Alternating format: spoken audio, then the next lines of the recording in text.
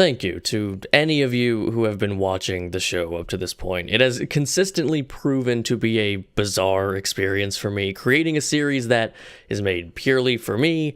I would have made this series even if it was getting 0 views, yet I still know that people who are close to me and people who have never met me do watch it.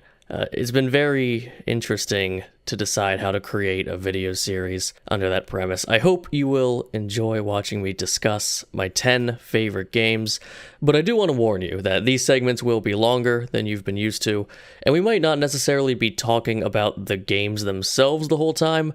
I promise I'll do my best not to ramble for no reason. Each of these videos has their own specific idea I want to get across. Whether or not I succeed remains to be seen. I still have to make, like, 1 of these per day, but I knew I had to give a little disclaimer at the top, if for no other reason than to express my gratitude to you more directly. All that said, it's time for number 10.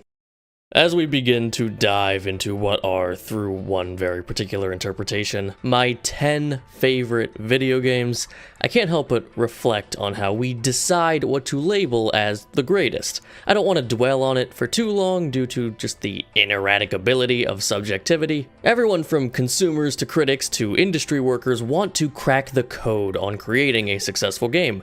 But surely we all understand on some level that an understanding that is comprehensive is simply out of reach. As much as game makers study the craft, as much as game players claim expertise to try and make their opinions seem more objective, we know at the end of the day that there is no way to measure the greatness of a video game. And yet, we do it anyway. We do it all the time. If I just say the phrase, greatest video game of all time, surely a handful of games jump to your mind. Ocarina of Time, Final Fantasy VII, Skyrim, heck, you'll find plenty of people who will name drop Tony Hawk's Pro Skater 2. However, these games all share a quality that I really wrestle with when it comes to the subject. Age. Those games I just listed are definitely not new, although whether or not they are old can be up to the individual. But regardless, in any medium, I really struggle with the common cultural assertion that the classics are the all-time greats, and we have simply continually failed to live up to them ever since. I mean, first of all, it's just a depressing thought, right? I mean, has no rock group truly surpassed the musical prowess of the Beatles? Does no film today capture the imagination of youth better than the original Star Wars? Has none of the millions of artists who are literally alive right at this second crafted an image as provocative as the Mona Lisa? I can only comment on one of these examples personally, but I can tell you with utter certainty that if you polled 6 to 18-year-olds today on their favorite Star Wars, the original trilogy would still chart, it still speaks to kids, but it certainly wouldn't be their favorite. Now, I know the reason these classics are still regarded as the greatest is due to historical significance. We simply haven't yet had a film that leapt technology and culture further than the original Star Wars, and that's definitely true. Ultimately, returning to the topic of subjectivity, the phrase greatest can really be divided into 2 categories. Greatest, meaning the most historically significant, and greatest, meaning the highest quality product that exists on the market today. It can actually be divided into way more than just 2 categories, but I digress. Personally, I have always been, and likely always will be, more interested in the latter. I wouldn't argue with anyone who claimed Super Mario 64 is one of the greatest games of all time from that historical perspective, but at the end of the day, give kids Mario 64 and Mario Odyssey in the year 2024, and more of them are going to enjoy playing Odyssey, right? My interests and values simply compel me to consider newer games higher quality on average than older games. This is a very game-specific perspective I'm about to share, but technology improves, our understanding of play improves, our production methodologies improve. It's not a linear progression in the positive direction, there are bumps on the road, but at the end of the day, I don't think I could ever be convinced that the games of 20 years ago are higher quality on average than the games of today. Why talk to you about this? It's not like I think my top 10 favorite games are the 10 best games. I think some of them could be considered among the best games ever made, but others, definitely not. This countdown was never about quality, it's just about me. I'm pretty sure you know that. I share this discussion and perspective with you to hopefully convey to you the surprise I felt when I saw how high this game got on my list. but through this process have discovered the full breadth of my appreciation. For someone who feels as strongly as I do, the gaming generally gets better and better as the years go on. It is an exceptional testament to this game that a 30-year-old, 16-bit Super Nintendo game that was made in 1 year is what will be kicking off our top 10.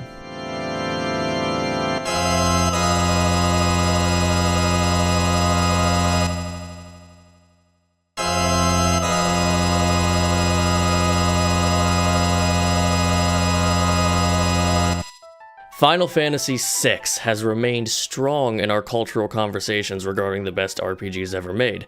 That's impressive enough for a game that has a more powerful, standalone legacy to pull off. But for a game this old and technologically archaic to do it while being surrounded by one of the most legendary and still ongoing game series ever, that doesn't just happen. That's earned. Final Fantasy VI remains celebrated for its cast of characters, its narrative which remains unparalleled in its boldness, and a few key scenes that you will still find on any list of the greatest video game scenes made today. But it's those characters I want to talk about first. In my opinion, the biggest key to the success of this cast was the decision to not have a protagonist. From the outset of this game, the designers intended to create an ensemble cast where the characters are on equal footing with each other. Due to this decision to not have a main character, the cast as a whole is able to be more well-rounded. Most characters will get at least one sequence dedicated wholly to them, treating them as if they are the center point of the story. This balance allows the player to assign special value to whoever they are most attached to.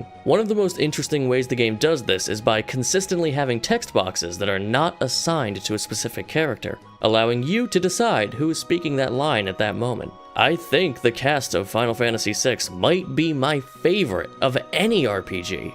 And I know that has a lot to do with how much dedicated attention each character gets. Their stories don't have to be filtered through the eyes of a player character. Their stories are their own. They're presented as their own. This is amplified by some genuinely amazing camera work. How many other sprite-based 2D games can you compliment for their camera work? And an added uniqueness in sprite work that greatly enhances this game's animation. Characters get unique stances for when they're annoyed, amused, ready to fight, and as a result, their ability to convey emotions is orders of magnitudes higher than nearly any other sprite-based RPG, especially of this time. And these animations then get to assist with their personality in combat as well. Simply giving each character a different entrance animation is one of my favorite dashes of character in this game. But speaking of combat, the uniqueness of the characters is one of the greatest assets to the combat as well. It sounds so simple, but giving each character their own unique action in combat, from command inputs to copying opponent moves to absorbing incoming magic, was such a powerful design choice. It's an exciting element of combat that doesn't get buried in minutia the way many other great RPG mechanics can be. Even a kid can understand that the martial artist hits hard, the thief steals stuff, and the gambler just plays slots. It makes it so much easier for anyone of any skill level to organize effective teams together, because so often those unique abilities will greatly inform how and when you want to use a character. And it's not like the effect is lost on a more experienced player. Locke spends 80% of his turns in this game stealing stuff when I'm playing. But I suppose I should get to the meat of the game that is almost certainly how its legacy has endured for so long. Fun fact, Final Fantasy VI is the only reason that I arbitrarily decided I'm allowed to talk about spoilers in the top 10, because it's kind of impossible to avoid it with this game while still conveying a lot of its appeal. So yeah, spoilers for Final Fantasy VI. It's a wonderful, fast-paced, character-driven experience with the strongest emotional resonance on the Super Nintendo. There's the spoiler-free version. Now it's spoiler time. I was kinda underwhelmed by Avengers Infinity War and Endgame because I was like, hey, you're just ripping off Final Fantasy VI. Okay, before we get to the World of Ruin, just on that note I said a moment ago, this game's ability to give lengthy, dedicated, emotional exploration to its characters is one of its greatest assets, from exploring Figaro Castle with Sabin and Edgar, to the entire sequence that begins in Doma where Cyan watches his family be poisoned, to the Spirit Forest that follows where he is confronted by his family boarding the train to the afterlife, to even exploring his mind later in the game in like 2 separate dungeons that aren't even mandatory, to Locke's entire backstory with Rachel that explains his entire demeanor and motivation, also completely not mandatory. And of course, the crown jewel of the game being the opera scene that remains just as prevalent in modern conversation as it did upon the game's release, demonstrating a complete cycle of character discovery and metamorphosis with nearly no direct words spoken on the subject. And it was done with a character who is made of 40 different colored squares that are stacked on top of each other. But yeah, the big one, the world of Ruin, the single biggest reason this game has endured so much in people's minds. The villain actually wins, the big, evil, cartoony bad guy actually does destroy the world. Now deal with it. The world is in chaos, the soundtrack has shifted to become dire and melancholy, the heroes have scattered and taken on new lives, and it's up to you to gather them again, after another all-time great character moment where Celeste decides to do so. And you eventually get the airship back, which brilliantly grants you one of the most triumphant music tracks in gaming to cut through that utter despair you had been met with. This was a thrilling open-world proposition before open-world games were even a mainstream concept. Who do you want to try and find? What parts of the world do you want to explore in this new ruined state? Where do you think you'll find the power you need to actually vanquish the guy who did this in the first place? Despite largely being filled with optional content, the offerings in the world of Ruin, from dungeons to abilities to character moments, might actually surpass that of the world of Peace. This freedom in the world of Ruin perfectly sums up the value of Final Fantasy VI, and why I think it works so well for such a wide range of players. You get to decide what's important to you. You get to choose what you want to focus on and what lens you want to view the experience from.